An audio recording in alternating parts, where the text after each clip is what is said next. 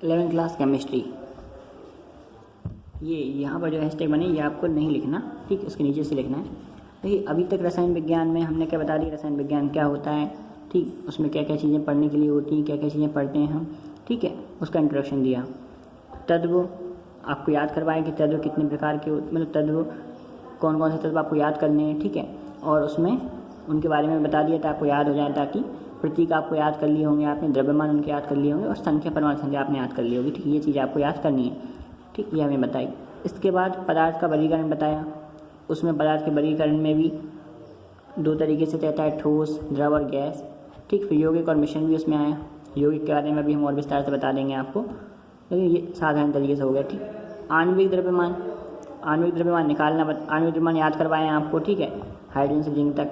परमाणु और अणु क्या होता है वो बता दिया है, ठीक। रासायनिक संयोजन के नियम, 5 नियम है, वो नियम बता दिए, उनसे संबंधित सवाल हैं वो भी आपको बता दिए, ठीक। इसके बाद मूल संकल्पना। अब ये जो इम्पोर्टेंट अभी तक जो पार्ट था वो सिर्फ इंट्रोडक्शन है, ठीक, इसमें आप इसी जानकारी आपको पहले से होनी चाहिए थी, इंट्रोडक्शन दिया है। अभी जो है केमिस्ट्री स्टार्ट होने वाली है, सही, रियल, ठीक है, और फर्स्ट चैप्टर तो पूरा बेसिक कंसेप्ट ही है, तो अभी भी और भी चीज़ें बेसिक कंसेप्ट हैं जो आगे पूरी केमिस्ट्री में चलने वाली हैं, लेकिन जो केमिस्ट्री का जो मेन पार्ट है वो 12th 11th 12th का वो अब स्टार्ट होगा। मूल संकल्पना अभी तक जो नहीं आया, ठीक, 9th में थोड़ा बहुत आया था इसका। तो मूल संकल्पना आपको यहाँ से बहुत इंपॉर्टेंट पोर्शन है, तो आपको पूरा अच्छे से समझना है, और सरल है, आसान है, कोई दिक्कत नहीं, लेकिन आपको अच्छे से समझना है, अच्छे से इसके सवाल सॉल्व वगैरह करने हैं, ठीक, क्योंकि 11th क्लास की केमिस्ट्री कॉम्पिटिशन में आती है।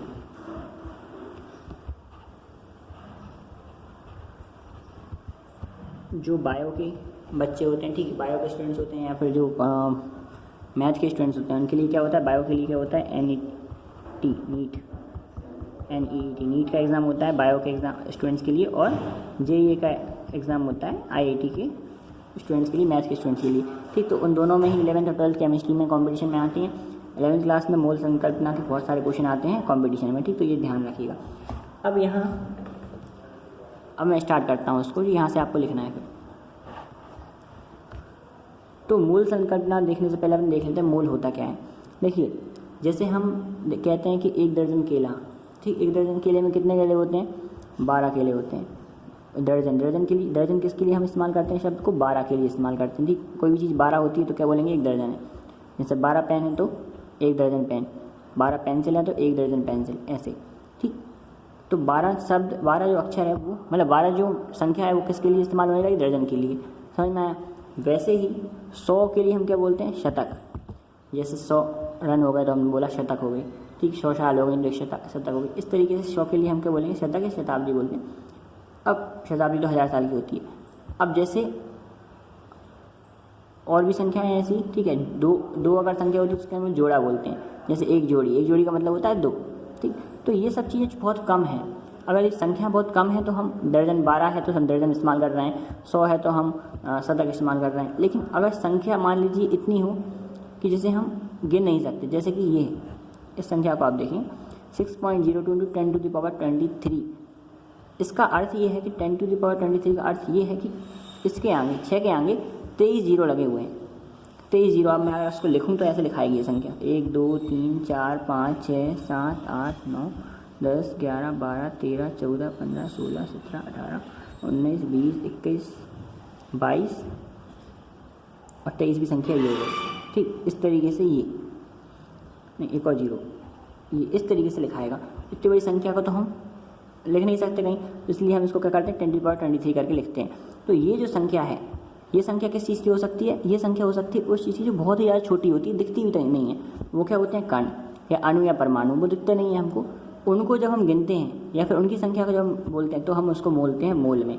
जैसे 1 दर्जन में 12 केले होते हैं, एक शतक में 100 संख्या होती है, एक जोड़ी में 2 संख्या होती है। वैसे ही एक मोल में सेम है, वैसे ही एक मोल में 6.02 × 10⁻23 कण होंगे किसी भी चीज़ के, ठीक। सिंपल है, संख्या है वो तो एक मान लीजिए, ठीक। तो एक मोल का मतलब होता है 6.02 × 10⁻23, 10⁻23 ऐसे बोलते हैं इसको, ठीक। तो ये तो हो गया। अब कण का मतलब क्या हो सकता है, आयन हो सकता है, परमाणु हो सकता है, परमाणु जैसे तत्व का परमाणु होता है Fe का परमाणु, ठीक। अणु हो सकता है, अणु किसका हो सकता है, H2O का अणु, ठीक, CO2 का अणु। तो आयन भी हो सकता है, आयन कैसे, जैसे कि OH- आयन, ठीक, ऐसे। आयन होते हैं, जो प्लस माइनस लगा होता है वो आयन होते हैं। तो परमाणु, अणु या आयन, इनकी संख्या को जब हम नापते हैं और इतनी संख्या 6.02 × 10⁻23 संख्या को हम क्या बोलेंगे, एक मोल बोलेंगे। अब देखिए ये तो क्लियर है कि इतनी संख्या को हम एक मोल बोलते हैं, लेकिन क्या संख्या को हम गिन सकते हैं इनकी? नहीं गिन सकते। हम इनको हाथ भी नहीं लगा सकते, मतलब एक अणु तो हम उठा भी नहीं सकते, तो हम कैसे गिनेंगे? ठीक, इसलिए हम इनको द्रव्यमान के रूप में भी मोल को लिखते हैं। ठीक, तो मोल के पहला फॉर्मूला तो यही हो गया आपका कि एक मोल में इतनी संख्या होती है। मोल के 2 फॉर्मूले और मैं आपको बताऊंगा, ठीक, फिर उनसे हम सवाल सॉल्व करके देखेंगे। तो पहला ये सिंपल फॉर्मूला ये है। तो परमाणु, अणु और आयनों आदि की संख्या को गिनने के लिए जिस इकाई का उपयोग किया जाता है उसे मोल कहते हैं, सिंपल। ठीक, आप ये भी कह सकते थे यहाँ पे कि किलो की संख्या को गिनने के लिए जो शब्द होता है उसे हम बोलेंगे दर्जन, तो दर्जन की परिभाषा हो गई। वैसे मोलों की संख्या, परमाणु और अणुओं की संख्या को गिनने के लिए जो इकाई इस्तेमाल होती है उसे मोल बोलते हैं। ठीक है, अब देखिए ये जो संख्या है इसको NA भी बोलते हैं, यानी एवोगाड्रो संख्या। ठीक, एवोगाड्रो जो साइंटिस्ट थे उन्होंने इस संख्या को सबसे पहले दिया था। उन्होंने बताया था कि इतनी संख्या होगी अगर कणों की तो वो 1 मोल होगा, तो उसके लिए हमने एवोगाड्रो संख्या इसको बोलते हैं। ठीक, कहीं भी अगर फिलअप में आता है, एक्सरसाइज में आता है, मैथ द कॉलम में आता है, कहीं भी अगर ये आता है तो 6.02 × 10⁻23 क्या है, एवोगाड्रो संख्या है। ठीक, ये ध्यान रखिएगा। अब उदाहरण हम लेते हैं, जैसे 1 मोल हाइड्रोजन गैस। इसका अर्थ क्या हुआ? अगर हमारे पास 1 मोल हाइड्रोजन गैस है, इसका मतलब ये हुआ कि हमारे पास इतने अणु हैं। तो हम अणु तो नहीं गिन सकते, लेकिन अगर हमें पता है कि हमारे पास 1 मोल गैस है तो हम ये जरूर कह सकते हैं कि हमारे पास इतने अणु हैं। ठीक, गैस के तो कितने अणु हो गए? 6.02 × 10⁻23 अणु। 1 मोल H2O का मतलब, 1 मोल H2O का मतलब होगा इतने जल के अणु। 1 मोल NaCl का अर्थ होगा, 1 मोल NaCl का अर्थ होगा इतने NaCl के अणु, नमक के अणु। ठीक है, 1 मोल पेन, 1 मोल पेन का मतलब होगा इतने पेन। 1 मोल पेंसिल का मतलब होगा इतने पेंसिल। ठीक, एग्जाम्पल के लिए बता रहा हूँ। ठीक, लेकिन ये सब काय के लिए इस्तेमाल होता है? केमिकल्स के लिए। ठीक, इसी तरीके से किसी भी चीज़ का 1 मोल क्या होता है? इतनी संख्या उसके अणुओं की या फिर परमाणुओं की होती है। अब देखिए अगर यहाँ पर कोई अणु है तो हम बोलेंगे इतने अणु, लेकिन यहाँ पर यदि कोई परमाणु है, जैसे कि 1 मोल ऑक्सीजन परमाणु। अब देखिए वैसे ऑक्सीजन गैस का फॉर्मूला होता है O2, ये ऑक्सीजन गैस है, लेकिन ये ऑक्सीजन परमाणु है। ठीक, ऑक्सीजन परमाणु, तो हम यहाँ क्या बोलेंगे? इतनी संख्या, इतने ऑक्सीजन परमाणु। ये ध्यान रखिएगा। ठीक, यहाँ पर तो ऑक्सीजन परमाणु है, अगर अणु देखेंगे तो ये आधे हो जाएंगे क्योंकि O2 कर देंगे अपन। ठीक, तो ये मोल हो गया। अब हम बात करते हैं मोल से हम वजन कैसे निकालेंगे। ठीक, ये तो हमें पता है कि हम इतने अणु हैं। ठीक, इतने अणु हमारे पास है जल के, लेकिन उसका वजन कितना होगा वो हम कैसे निकालेंगे? उसके लिए मैं आपको फॉर्मूला बता रहा हूँ। Mole is equal to weight upon mass. ये फॉर्मूला आप याद रखना है बस। Mole is equal to weight upon mass, भार बटे द्रव्यमान। क्योंकि हम ना तो मोल नाप सकते डायरेक्टली, कोई ऐसी मशीन नहीं जो मोल नापती हो। ठीक, जैसे मैंने आपको 1 गिलास पानी दिया और आप उससे कहा कि आप मोल नापिए, इसमें 10 मोल इसमें से निकाल लीजिए, तो आप नहीं निकाल सकते। मैंने बोला कि इतने अणु उसमें से निकाल लीजिए, तो अणु भी आप गिन नहीं सकते। तो आप क्या करेंगे? आप तो सिर्फ किसको जानते हैं? भार को जानते हैं बस, और दूसरा आप जानते हैं आयतन को। आयतन को मतलब आप लीटर में उस चीज़ को नाप सकते हैं, या तो आप उसे तौल सकते हैं। 2 चीज़ें आप जानते हैं, इसलिए हमने ये फॉर्मूला बनाया है। ठीक, यानी कि फॉर्मूला है, ठीक, साइंटिस्टों ने बनाया है, जो कि तो mole is equal to weight upon mass, यानी भार बटे द्रव्यमान। अब यहाँ पर देखिए मोल बराबर भार बटे द्रव्यमान है। भार को हम जानते हैं, द्रव्यमान हमने निकालना याद किया है। ठीक, द्रव्यमान हमने याद किए हैं सबके, तो इस तरीके से हम मोल निकाल सकते हैं किसी भी चीज़ का। अब एग्जांपल बता रहा हूँ मैं आपको। मान लीजिए मैंने कहा कि NaOH के मुझको 2 मोल चाहिए। कितने मोल चाहिए? 2 मोल चाहिए। ठीक, और मैंने आपको लैब में भेज दिया, लैब में NaOH रखा है, उसके कितने मोल चाहिए? 2 मोल चाहिए। ठीक, तो हम क्या करेंगे? कैसे निकालेंगे उसका भार? ठीक, अब आप 2 मोल तो ला नहीं सकते क्योंकि 2 मोल आपको पता नहीं कितना लाना है। ठीक, कोई मशीन तो है नहीं मोल नापने के लिए, तो आप उसका भार निकालेंगे। कैसे निकालेंगे? मोल की जगह पर आप रखेंगे 2। ठीक, क्या रख दिया? 2। यही सवाल आते हैं पेपर में। मोल की जगह रख दिया 2, भार की जगह पर हमने रख दिया। अब भार की जगह पर क्या रखेंगे? कुछ नहीं रखेंगे क्योंकि हमें पता ही नहीं है भार।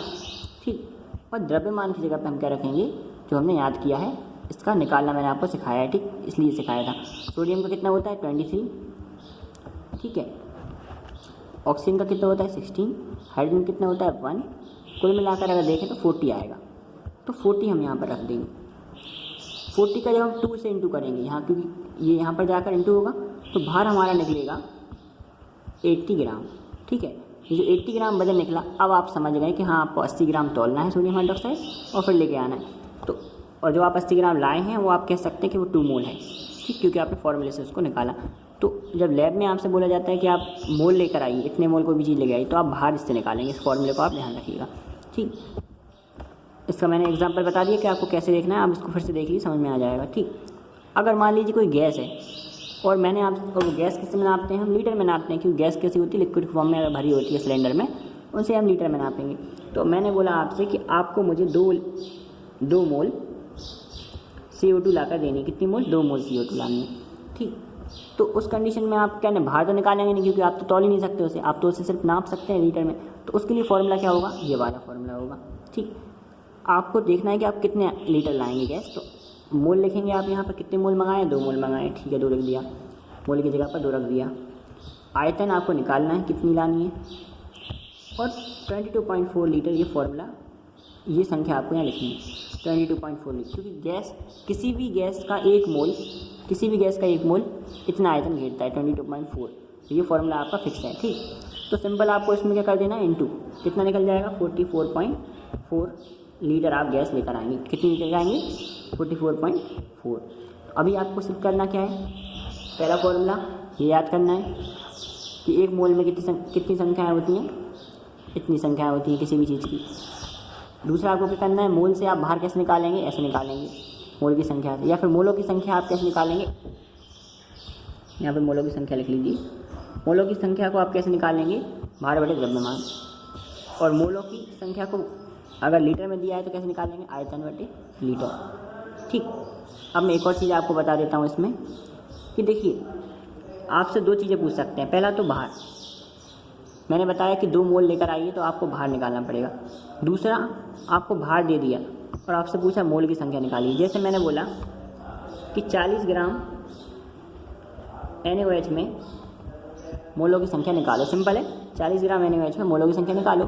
कैसे निकालेंगे आप? मोलों की संख्या का फॉर्मूला लगाएंगे ये वाला, और वहाँ पर आप भार रखेंगे, भार दिया है 40 ग्राम, और द्रव्यमान आप निकालेंगे किससे? जो आणविक द्रव्यमान आपने याद किया है उससे 40 निकलेगा वो भी। इस तरीके से संख्या कितनी आई? 1 मोल आ गया आंसर। ठीक है, तो ये तो थे दोनों फॉर्मूले। इनसे हम सवाल जो है मैं आपको अभी बता रहा हूँ करके, ठीक, बुक के सवाल, तो आपको अच्छे से समझ में आ जाए ताकि। ठीक, फिर मैं आपको कई सारे सवाल दूंगा, उसको आपको सॉल्व करना है। ठीक, सिर्फ होमवर्क के तरीके से। कंपटीशन में क्वेश्चन किससे आते हैं? तीनों ही फॉर्मूले से कंपटीशन में क्वेश्चन आते हैं। ठीक है, वो मैं अगले क्वेश्चन में आपको एग्जाम्पल बताऊँगा कैसे आते हैं।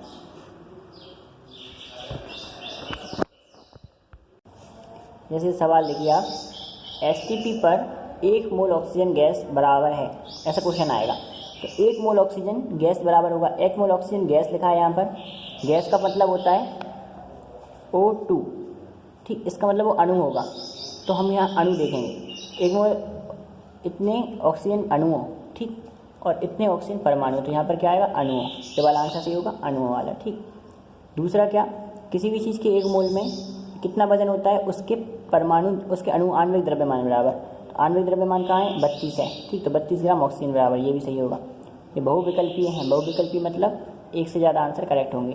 तो ये A वाला भी सही है और B वाला भी सही है। ठीक, ये क्या बताया मैंने यहाँ पर? किसी भी चीज़ के 1 मोल में उतना वजन होगा जितना उसका परमाणु या फिर आणविक द्रव्यमान निकलेगा। तो ऑक्सीजन का द्रव्यमान कितना निकलता है? 32 ग्राम। तो यहाँ पर 32 ग्राम आ गया। ऑक्सीजन का वैसे द्रव्यमान निकालेंगे तो अब 16 निकलेगा, लेकिन O2 का अगर आप निकालेंगे तो कितना निकलेगा? 32 निकलेगा, इसलिए ये आंसर भी सही होगा। अगला प्रश्न क्या हो जाएगा? द्रव्यमान निम्न का क्या होगा? अब देखिए, द्रव्यमान में निम्न का क्या होगा। देखिए यहाँ पर हम देख रहे हैं 1 मोल जल। ठीक, 1 मोल जल है, 1 मोल जल में द्रव्यमान कितना निकलेगा?